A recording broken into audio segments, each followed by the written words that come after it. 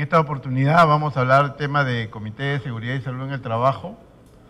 Como antecedente tenemos que decir que la Ley de Seguridad y Salud en el Trabajo, la 29783, salió en el año 2011 y consignaba dentro de su articulado que todos los sectores económicos deberían actualizar sus reglamentos sectoriales respecto a esta normativa de carácter general. A la fecha, solamente el sector minero ha actualizado su reglamento sectorial y el sector eléctrico, quedando pendiente todavía el sector hidrocarburos, que debe actualizar este reglamento sectorial a efecto de que puedan tener una herramienta legal que les permita desarrollar las actividades de acuerdo a su naturaleza, ¿no? Pues que en la normativa vigente, en el tema de hidrocarburos, hay un reglamento de seguridad para hidrocarburos, en el cual el desarrollo del comité es muy pobre. Simple y llanamente se establece que para que se conforme un comité tienen que tener más de 25 trabajadores, en los cuales se deben incluir también los trabajadores de la subcontrata, si es que hubiera, y hace un desarrollo muy, digamos, genérico de todo el tema de comité. Pero en la parte final de este articulado establece que todo lo demás se deberá llevar de acuerdo al Decreto Supremo 09, ¿no? 2005 TR, que establecía en esa época el Reglamento de Seguridad y Salud para todo tipo de empresas. Por lo tanto, en la actualidad, el tema del comité básicamente está regido por la Ley 29783 y su reglamento, que es donde se desarrolla más a cabalidad todo, desde la elección de los representantes de los trabajadores hasta las funciones de ellos. Vamos a, como primera parte, ver todo lo que es las normas, la base legal aplicable al tema de Comité de Seguridad y Salud en el Trabajo en el sector de hidrocarburos. Sigamos.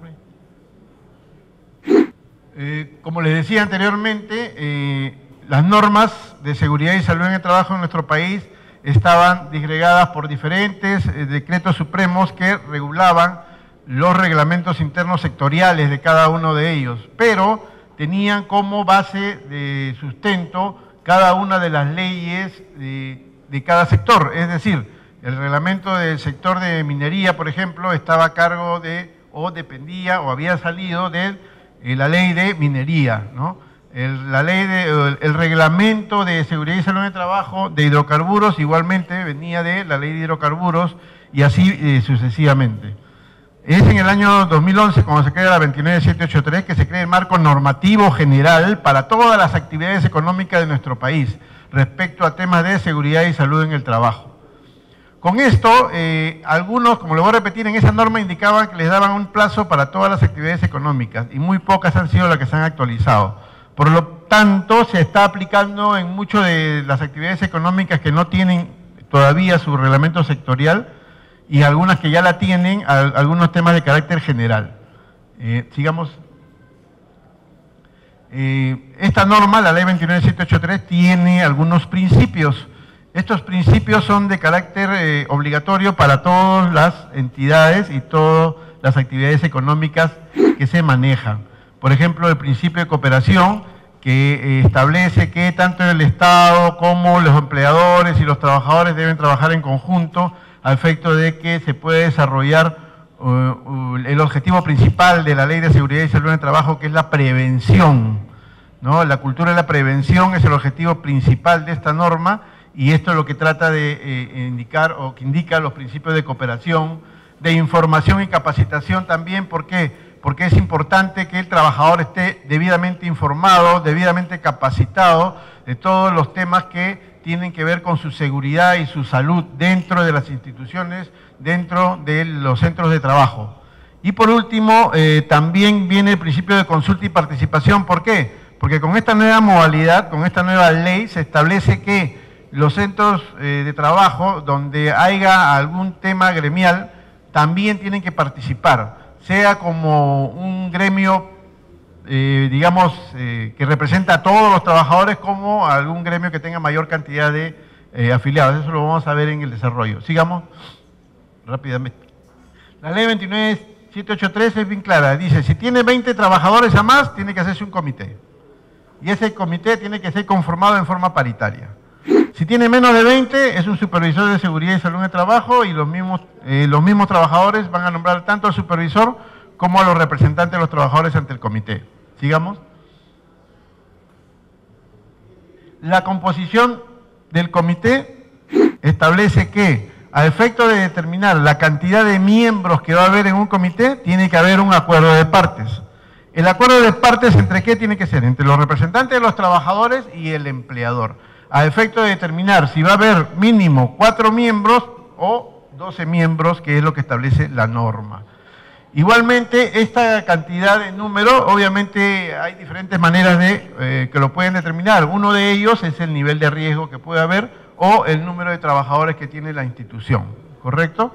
A falta de acuerdo, dice la norma, serán 6 los trabajadores y se irán incluyendo cada 6 por aquellas empresas que tengan 100 trabajadores. Y cada 100 que se va aumentando, se va a ir agregando 2 trabajadores por cada 100. O sea, un representante de los trabajadores, un representante del empleador. Y así hasta llegar al máximo de 12 miembros, que es el tope que te establece la norma. Sigamos. He tratado de hacer un flujo respecto a cómo debe ser realizada la elección. La norma dice, si la empresa tiene alguna representación sindical, debe ser esta representación sindical la que se encargue de hacer la elección. Si no lo tiene, debe ser el empleador, dice la norma. Igualmente, respecto a la organización sindical, establece la normativa que tiene que ser la que sea más representativa o la que tenga más cantidad de afiliados. Eso lo vamos a ver en el desarrollo. Sigamos. ¿Cuál es el requisito para ser miembro representante, digamos, ante el comité? Ser trabajador del empleador, tener 18 años de edad como mínimo y de preferencia tener capacitación en temas de seguridad. Ahora, como ustedes ven, de preferencia, dice esto no es obligatorio, ¿correcto? Pero siempre se estila de que se debe ver que trabajadores tienen más capacidad en respecto a seguridad y salud en tema para poder entrar. No siendo un tema limitativo, obviamente. Cualquier trabajador puede acceder a ser miembro del comité. Sigamos. Ya. La elección de los representantes de los trabajadores, vamos a suponer que esta es una empresa que tiene más de 20 trabajadores y que va a ser un comité, ¿correcto? Entonces la norma dice que no tiene que ser ni personal de dirección ni personal de confianza, solamente trabajadores. Y el modo de elección tiene que ser secreto y directo. No quiere decir que va a ser a mano alzada ni nada por el estilo. Tiene que ser en un proceso eleccionario. Y este proceso eleccionario tiene que ser en la organización sindical mayoritaria, que establece la norma, o la que afilie mayor número de trabajadores. Ellos son los encargados de hacer esta elección. Sigamos.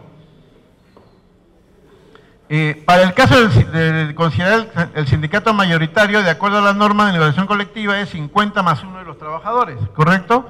Y ellos son los que realizan las elecciones para elegir al representante ante el comité. Si en el caso que no hubiera hubiera más de un sindicato y ninguno de ellos tuviera más del 50%, será el que tenga mayor cantidad de afiliados. Igualmente, ellos son los encargados de realizar las elecciones. El proceso eleccionario, ¿cómo es? Es así como hemos consignado. En algunos casos eligen comité electoral, en otros casos directamente es la organización sindical la que realiza la convocatoria, la inscripción de candidatos, la publicación de listas inscritas y aptas, el proceso eleccionario, el escrutinio y por último la publicación y comunicación de resultados tanto a los trabajadores como al empleador, a efecto de que el empleador cumpla con su parte normativa que le corresponde y pueda dar las credenciales y las autorizaciones del caso para que los miembros del comité puedan realizar sus actividades. Sigamos. Igualmente, los representantes de los empleadores, de acuerdo a la estructura organizacional y jerárquica, dice la norma, debe presentar sus miembros titulares y suplentes, que deben estar dentro del personal de confianza o personal de dirección que ellos tienen, ¿correcto? Sigamos. Luego de ello, ya una vez que se instala el comité, se debe elegir presidente, secretario o miembros y el resto que queda son miembros del Comité de Seguridad y Salud en el Trabajo, ¿no? Tanto el presidente como el secretario son elegidos entre los miembros del comité. ¿Ya? Sigamos, please. Estas son algunas de las funciones de tanto el presidente como el secretario. Convocar a reuniones, presidir las reuniones, dirigir las reuniones, en el caso del presidente, y facilitar la aplicación y vigencia de acuerdos. El secretario está encargado de las labores administrativas del comité. Y los miembros aportan iniciativas propias de personal, fomentan y hacen cumplir las disposiciones o acuerdos tomados. O sea, no es que solamente el presidente tiene que estar haciendo el cumplimiento de los acuerdos, sino los miembros del comité también tienen la facultad de hacerlo. Eso está establecido en la normativa, por lo tanto, es parte de sus funciones. Sigamos. La norma establece también que cuando hay un sindicato mayoritario, puede este sindicato consignar un observador dentro del comité. Este observador no tiene voz ni voto, pero sí puede solicitar al comité tal o cual información que sea de relevancia y que ellos consideren pertinente, a efecto de poder hacer algunas, de repente, ayudas al comité respecto a solicitar por medio de la agremiación sindical ante el empleador algunas mejoras o algún tratamiento diferenciado respecto a algunos temas de alto riesgo, ¿no? Y también estos observadores alertan a los trabajadores respecto de riesgos que puedan existir respecto a las transparencias, la probidad de cumplimiento de los objetivos por parte del comité. Esa es su labor del observador. Sigamos. ¿Cuáles son las obligaciones del empleador? Primero, garantizar que las elecciones se lleven a cabo, ¿no? A través de las organizaciones sindicales correspondientes. Luego, garantizar que las elecciones de los representantes de los trabajadores se realicen a través de elecciones democráticas de los trabajadores. Y, por último, garantizar el real efectivo trabajo del comité, porque de nada vale que se realice o se haga la elección de un comité si la entidad no va a poner ni los recursos económicos, humanos, etcétera, etcétera, a efecto de que el comité funcione como debe ser, ¿no? Sabemos que en algunas entidades, más que todo, digamos, públicas, existe el tema del presupuesto y hay que ver ese tema para efecto de que se pueda cumplir algunos acuerdos que se toman. Pero en general la obligación del empleador es esa, ¿no? De dar recursos humanos, económicos, materiales, a efecto de que el comité cumpla con su función y cumpla con la función para la que ha sido elegida, ¿no? Bien, sigamos. Hay también, el empleador tiene la obligación de dar algunas facilidades a los representantes, licencias con goce de haber, pero no para que hagan otra actividad, sino para que hagan la actividad del comité. Porque muchas veces se pide licencia de haber y hacen cualquier otra actividad menos la que está establecida como obligación. Entonces es claro aclarar que la licencia con goce de haber es para que realicen netamente actividades de seguridad y salud en el trabajo o relacionadas a las actividades del comité. Tiene protección contra el despido incausado antes y después de haber ejercido el cargo. Y por último, se le deben dar las facilidades para el desempeño de su labor, ¿no? Si no se le da facilidades para el desempeño de su labor, es bastante difícil que el comité pueda cumplir con los objetivos que se pueda haber trazado durante el año. Acuérdense de que el comité tiene que tener un objetivo, tiene que tener metas a corto, mediano y largo plazo, dependiendo de la cantidad de periodos que esté elegido el comité. Acuérdense que la elección puede ser de 1 año o de 2 años, dependiendo la determinación que se haya tomado. Sigamos. Ya. Asimismo, el empleador está obligado a que se le pueda otorgar distintivos que permitan diferenciar a los trabajadores, o que el trabajador pueda diferenciar entre un trabajador común a un miembro del comité, a efecto de que le puedan hacer llegar algunas recomendaciones, algunos alcances o algunas necesidades que puedan tener respecto de temas de seguridad. ¿Qué ocurre muchas veces? Los trabajadores hay veces cuando publican los hiper, si es que los publican en algunos casos, pero cuando publican los hiper en los puestos de trabajo, hacen una evaluación de los hiper y sin embargo muchas veces encuentran de que hay peligros que no han sido identificados, hay riesgos que no han sido evaluados y pueden hacer llegar a estos, digamos, representantes de ellos estas falencias que hay a efecto de que se mejore el sistema de seguridad y salud en el trabajo, ¿no? Entonces, para ello necesitan tener un distintivo especial donde el trabajador fácilmente lo pueda identificar. Sigamos. Bueno, estas son las funciones que tiene el comité. El comité tiene como base, digamos, de su funcionamiento algunos temas que son muy importantes, que es la aprobación del Reglamento Interno de Seguridad y Salud de Trabajo y el Programa Anual de Seguridad y Salud de Trabajo. ¿Por qué esto es importante? Porque recuerden que en el Reglamento Interno de Seguridad y Salud en el Trabajo va todo lo referente a los estándares de seguridad que deben tener los trabajadores a la hora de realizar sus labores en las actividades propias del negocio o las actividades conexas que realiza el empleador. Entonces, es importante que el trabajador apruebe, el comité apruebe este reglamento, para lo cual lo primero que tiene que hacer es haber sido capacitado en temas de reglamento o cómo se elabora un reglamento de seguridad y salud en el trabajo. Es muy decepcionante muchas veces ir a las empresas de hidrocarburos, de minas, de todas las actividades económicas y que la mayoría de los representantes de los trabajadores dentro de los comités, no digo todos porque hay algunos que sí tienen la capacitación, pero en su gran mayoría no han sido capacitados en cómo llevar a cabo o evaluar un reglamento interno de seguridad y salud en el trabajo. Porque te pueden traer cualquier documento que diga reglamento y si tú no sabes visualizarlo, no sabes leerlo, no sabes verlo, vas a aprobar algo que de repente no va a ser de ayuda. Y la idea es que sea de ayuda.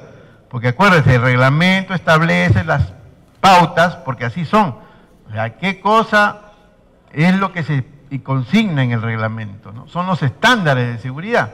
Por lo tanto, son las pautas que debe tener el trabajador para realizar su trabajo en forma segura, ¿no? Entonces, eso va dentro del reglamento.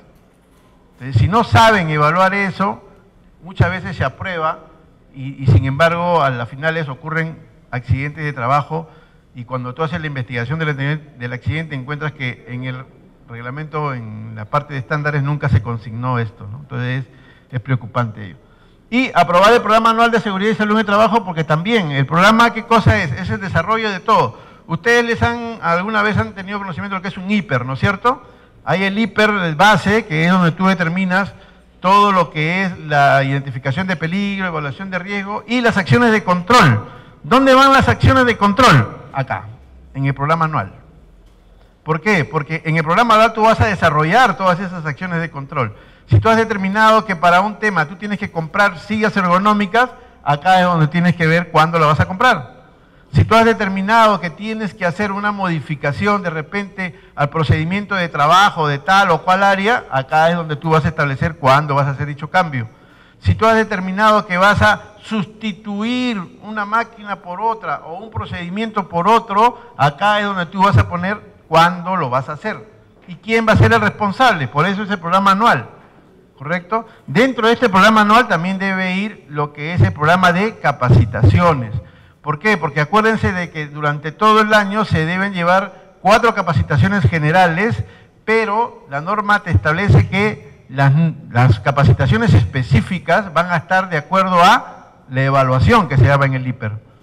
Cuando tú determinas el IPER, tú vas a determinar si el trabajador necesita ser capacitado o no en tal o cual tema, o si ya fue capacitado o no. Recuerden de que a la hora que tú haces la evaluación, dentro de los considerandos, dentro de las columnas hay una parte que dice el trabajador ya fue capacitado adecuadamente, conoce el tema y ya no necesita más, por eso la puntuación que le dan es 1. Pero si no ha sido capacitado, muchas veces consignan los números en los IPER y cuando tú vas a evaluar si ha sido correcto lo que dice ahí, no es así.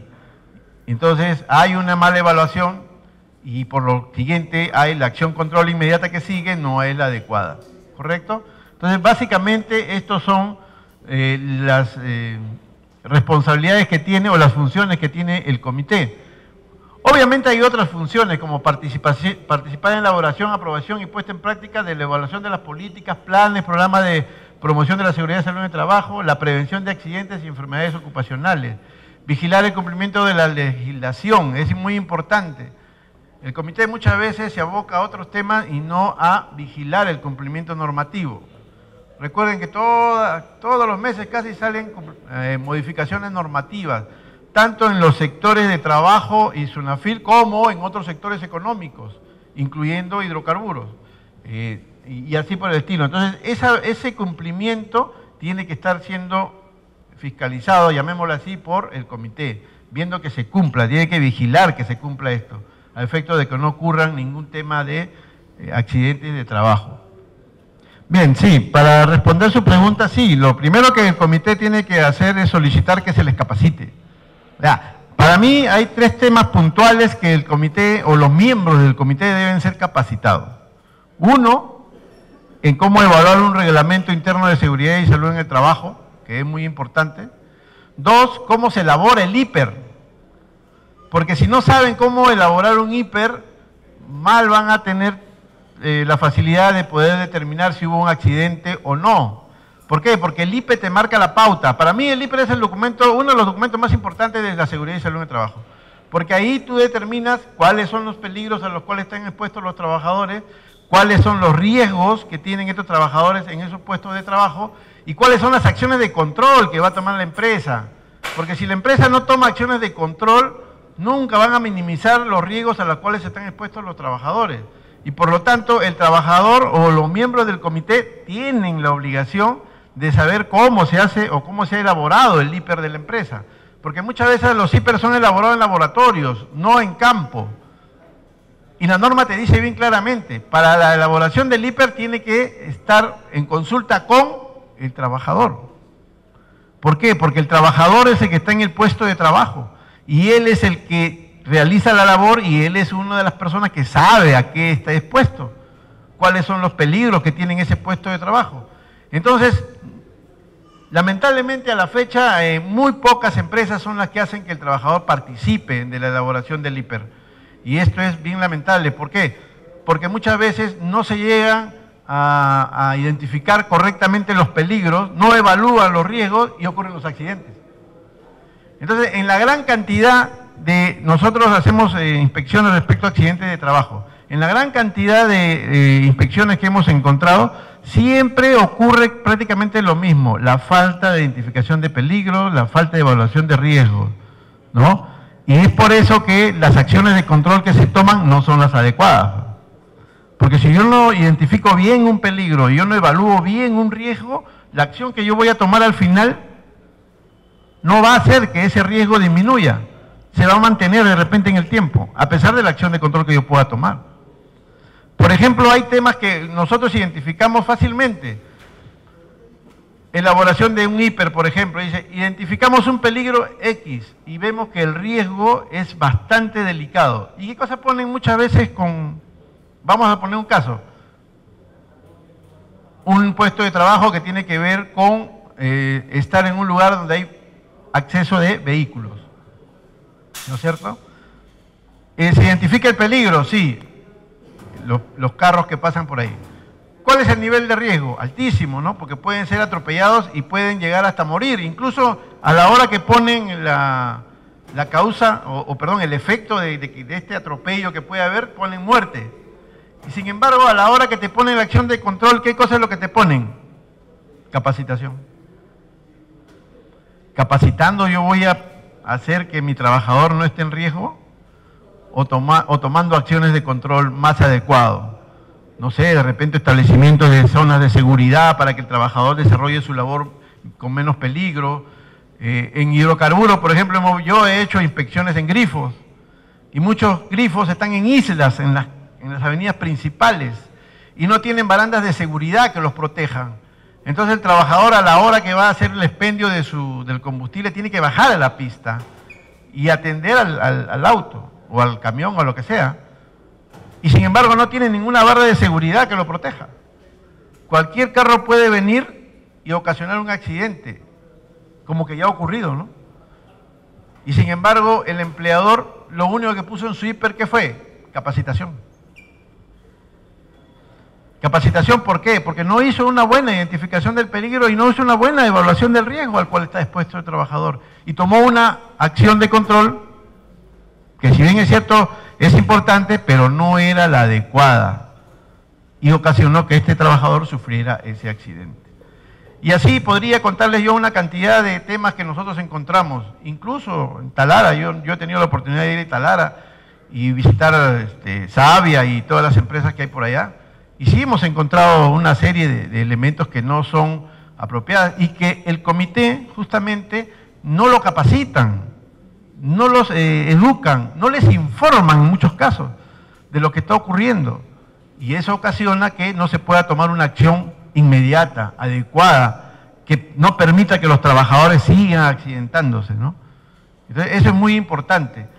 Si bien la normativa te dice todas las que son las funciones del comité, es por parte del empleador, como yo les decía inicialmente, el que tiene que dar las facilidades para que este comité funcione. No solamente es darle recursos económicos, no solamente es darle recursos humanos, sino también de conocimiento, ¿no? De capacidades, mejoramiento de capacidades para que pueda este trabajador que está en el comité tomar acciones. Otra cosa que también vemos, por ejemplo, es que el trabajador no sabe investigar accidentes. ¿Por qué? Porque nunca le han enseñado a hacer una investigación de accidentes. Y es parte de su trabajo, ¿eh? Porque es parte de su función, hacer la investigación del accidente. Y como dice el caballero, muchas veces ni los invitan a participar siquiera de las investigaciones de los accidentes, ¿no? Entonces, eso es algo que tenemos que ir mejorando constantemente. Pero sí es obligación de ellos hacer la investigación del accidente. Y es obligación del empleador capacitarlo en este tema. Por eso le decía yo, para mí son tres capacitaciones que deben ser de carácter obligatoria para el miembro del comité. Porque sin estas capacitaciones difícilmente van a poder realizar algún tema que sea importante a efecto de que se vayan superando los temas de accidentes de trabajo, ¿no? Entonces, básicamente es eso. Sigamos, porque ya se nos acaba la hora. Y bueno, otras actividades que realiza, verificar el cumplimiento y eficacia de las recomendaciones para evitar la repetición de accidentes. ¿Qué pasa? Cuando se hace una investigación de accidentes, normalmente a la parte final se pone cuáles son las recomendaciones, ¿no? Para que no vuelva a ocurrir el accidente.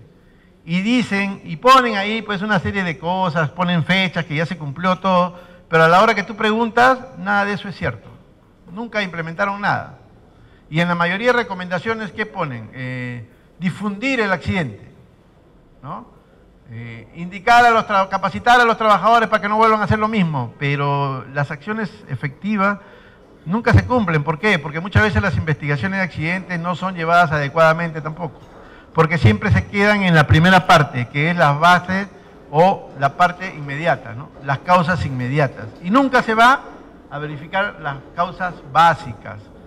Un accidente que para mí es así determinante y que te lleva a saber qué es lo que pasa, por ejemplo, lo vi yo una vez. Era un trabajador que estaba realizando un labor en una máquina de corte y se cortó el dedo. Cuando se le preguntó qué pasó, se revisó el registro de accidentes, se encontró que como causa inmediata habían puesto que el trabajador había cometido un acto subestándar porque se había sacado el guante y había estado trabajando sin el guante anticorte, que es un guante de acero, ¿no? Y que por eso había sido que se había accidentado el trabajador. Pero conversando un poco más con el trabajador, que es nuestra labor hacer la investigación, encontramos que el trabajador, cuando yo le pregunto, señor, ¿y usted por qué no se puso el guante? Doctor, no me queda el guante. El señor medía 1,80 m, ¿no? Y los guantes que le habían dado eran para una persona de 1,70 m, 1,65 m. Entonces, cuando él metía los dedos al guante, le quedaban chicos. Y lejos de ayudarlo en su labor, lo que hacía era entorpecer su labor. Entonces, obviamente, todo trabajador tiene como meta avanzar en su trabajo, terminar su cuota, etcétera, etcétera. Entonces, ¿qué hizo el señor? Lo más fácil, se sacó el guante y se puso a trabajar. Entonces, vemos que no fue un acto subestándar porque él quiso, sino porque el empleador no le dio los equipos de protección en forma adecuada y de acuerdo a lo que dice la norma, que dice que tiene que ser antropomórficamente al trabajador. Entonces vemos que de un tema que era un acto subestándar se transformó en una condición subestándar, ¿no? Y eso ocurre normalmente en muchas empresas. Entonces es importante que se vea todo esto a efecto de poder verificar el cumplimiento de estas recomendaciones que se hacen mayormente, ¿no? Entonces el comité o los miembros del comité están para verificar ese cumplimiento y hacer que se cumplan realmente a efecto de que no vuelvan a ocurrir accidentes de trabajo. ¿Ya? Sigamos, por favor. Igualmente es importante que el comité vea el tema de las algunas incidencias. Por ejemplo, en la mayoría de de empresas tienen tópicos de seguridad, que son lugares donde se hace atención inmediata de algunos temas que pasan. Cuando uno encuentra que hay muchos temas seguidos en una área y hay que preocuparse, ¿no? Por ejemplo, había una área en la cual se paraban accidentando a cada rato, se paraban cortando, y cuando se fue a hacer la inspección o la verificación, se llegó a determinar que el proceso que realizaban no era el adecuado y tuvieron que cambiar todo el proceso productivo o parte del proceso productivo a efecto de que no estén en riesgo de corte estos trabajadores. Entonces, para eso sirve esa información, ¿no? Lo que está en el tópico, para que tú puedas determinar en qué áreas está ocurriendo algunas cosas y puedas tomar acción inmediata.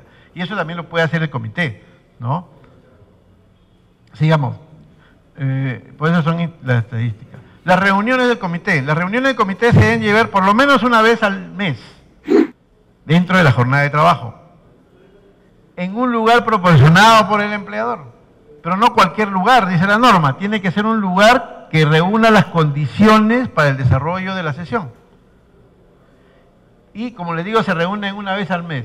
Y en forma extraordinaria, a solicitud de 2 miembros del comité. Se pueden reunir en cualquier momento, ¿ya? Pero, como les voy a repetir, tener en cuenta esto, el lugar, porque es muy importante para que puedan desarrollar la sesión. Sigamos. Quórum y 8 días siguientes. ¿Qué pasa? La ley ha sido hecha de tal manera que hay algunas, ¿cómo les puedo explicar? Algunas posiciones de algunas personas, ¿no?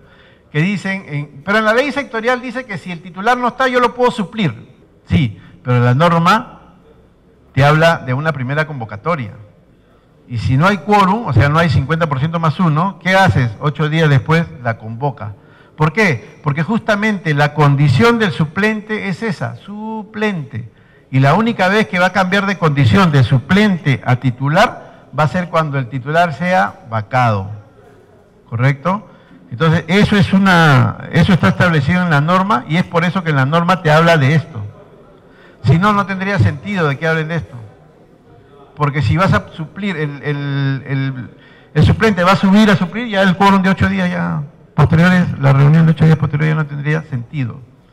La idea de esto es que justamente se privilegie la participación de los titulares, porque para eso han sido elegidos, para que participen en las sesiones, tomen decisiones, lleguen a acuerdos que va a ser en beneficio de todos sus compañeros que están en el centro de trabajo en temas de seguridad y salud en el trabajo. El mandato mínimo del comité es por 1 año, máximo 2 años. Y la vacancia está establecida respecto a esto. El vencimiento del plazo del comité, 3 inasistencias injustificadas consecutivas o 4 alternas, enfermedad física, mental que inhabilite para ejercer el cargo y cualquier otra causa que extinga el vínculo laboral. ¿Ya? Entonces, esto es todo lo que está en la norma respecto al Comité de Seguridad y Salud en el Trabajo. Sigamos, please, creo que ya acaba. Ya está. Y es muy importante que ustedes sepan que el comité es un grupo de personas que tienen una obligación y una responsabilidad bien grande, que es la de velar por la seguridad y la salud de todos sus compañeros que están en los centros de trabajo. Muchas gracias y para...